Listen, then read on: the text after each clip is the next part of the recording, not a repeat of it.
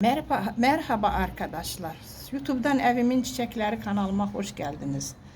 Evime, balkonuma hoş geldiniz. Benim güzel takipçilerim. Bugünleri çilli begonya deyilen çiçeklerimle geldim sizin karşınıza. Çilli begonya çiçeklerimi evde tuturdum zaten. Şimdi ilkbahar. Çok sen diyen bu sene havalar çok sıcak geçmiyor şurada. Yarı bulutlu, yağmurlu, yarı güneşli bir ilkbahar gelenden o havaları takip ediyoruz. Şimdi de balkona aldım. Balkona almamın da sebebi odur ki bunların topraklarına biraz güneş değsin. Toprakları güneş alsın arkadaşlar.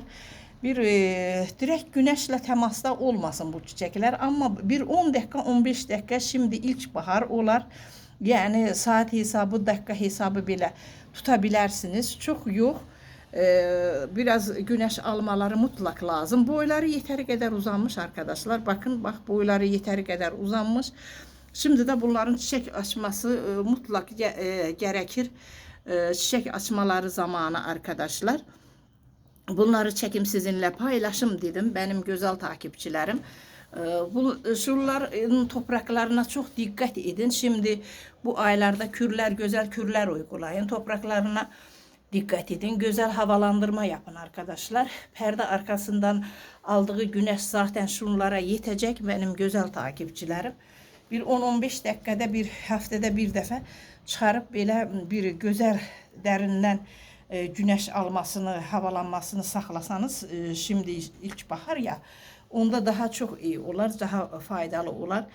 Bu çiçekler, bu begonyalar çok humuslu toprakları severler arkadaşlar. Çok güzel, kaliteli toprakları severler. Suyuna da gelende suyu da çok severler. Su uygulayanda dinlenmiş su uygulayın. Her zaman söylüyorum. Dinlenmiş su uygulayın. Saksinin tüm her tarafını toprakının sulanmasını, ıslanmasını saklayın, dikkat edin. Sonra da yoxlayın. Can sularını çok iyi verin. Çünkü çok su sever bir bitki. Kür uygulamasına da gələndə də değişik kürləri sevirlər. Uygulayırıq, çəkirik, sizinle paylaşırıq arkadaşlar. Şimdi de bugünləri mən bunlara yenə də kür uygulayacağım. O kürləri də sizinle çəkib paylaşacağım. Bak önceden gösterim kürümü. Bir damacanaya aldığım su, dinlendirdiğim su, sonra süzüp dibinin klorunu zadını aldım. Suyu dinlendirdiğim suyu şuraya elave ettim. Muz kabukları var, alma kabukları var arkadaşlar. Onları bir gün, 2 gün önceden aldım. Damacanaya ağzı kapalı şekilde beklettim. Tüm vitaminleri suya çıktı. Şimdi de onların can sularını zaten uygulamışım. Bu çiçeklerime uygulayacağım arkadaşlar.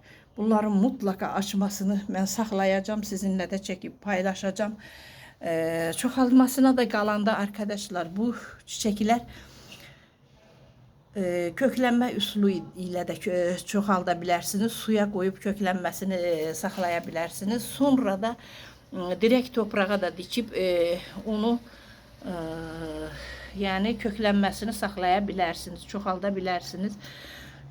Çox zor bir bakımı da yoxdur. Ama çok dikkatli olmalısınız benim güzel takipçilerim. Çünkü bunlar o kadar nazlı çiçek ki hem nazlı hem de kökleri çok kısa, çok zayıf köklere malikdirler bunlar arkadaşlar. Ona göre de kür uygulayanda çok dikkat edin. Ben zaten geçen sene söyledim. Çiçeğimin birini kürle bu çiçeği kürle yaktım arkadaşlar. Kürleri de çok şunlara tez uygulamayın. Mutlaka hiç olmasa şu aylarda hiç olmasa bir 15 gün fark etsin, bir 20 gün fark etsin. Çünkü bunların kökleri çok zayıf. Bazı kürler mesela aşırı verebilirsiniz. Onların da köklerini yakabilir. Hemen de çiçeklerinizde kurumalar olacak. Bunlar daha çabuk kuruyor, daha çok kuruyor, mahvolur arkadaşlar. Ne kadar güzel çiçeklerim var. Bakar mısınız arkadaşlar? Bakın ne kadar, bak bu büyük saksını doldurmuş. Bax bu qədər də boya sahib olmuş arkadaşlar. Mənim gözəl takipçilərim, bunları şimdi güneşte bir 10 dakika tutacağım. Alacağım yenə də evə, ya balkonlarınızda da tutabilirsiniz ama yarı kölge, yarı güneş alan bir yerde, səhər güneşini alan bir yerde. Ama zaten yayda aşırı sıcaklardan koruyun. Şimdi o kadar güneş yok, bir şey olmaz. Yine de direkt güneşte tutmayın arkadaşlar. Bir 10-15 dakika yanımda durarak, bak ben bekliyorum zaten, videonu çektim, hemen kaldıracağım. Yarı kölgeli, yarı güneşli bir yerde, ama havalı ortamları çok severler. Esintini çok sevmezler.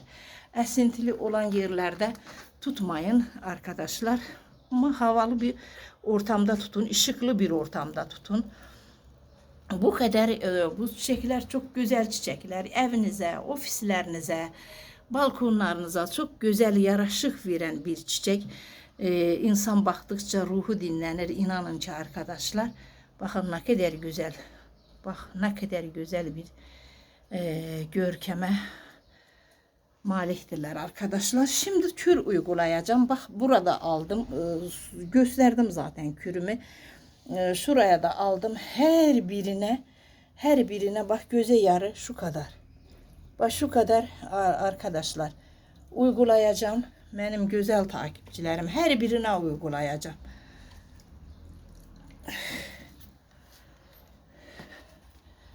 Şu çiçekler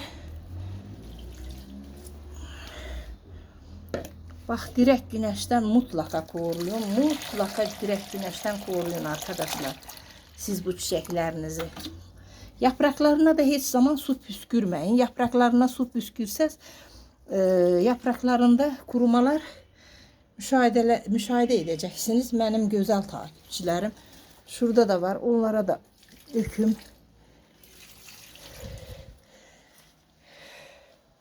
Bakın arkadaşlar, bak. Hepsine uyguladım. Benim gönüllü güzel takipçilerim. İstediğiniz bir şey varsa mutlaka yazın. Size döneceğim. Bugünlük bu kadar olsun. Her birinize teşekkür ediyorum. Hoşça kalın diyorum. Abone olmayı, beğeni yapmayı unutmayın benim güzel takipçilerim. İyi ki varsınız.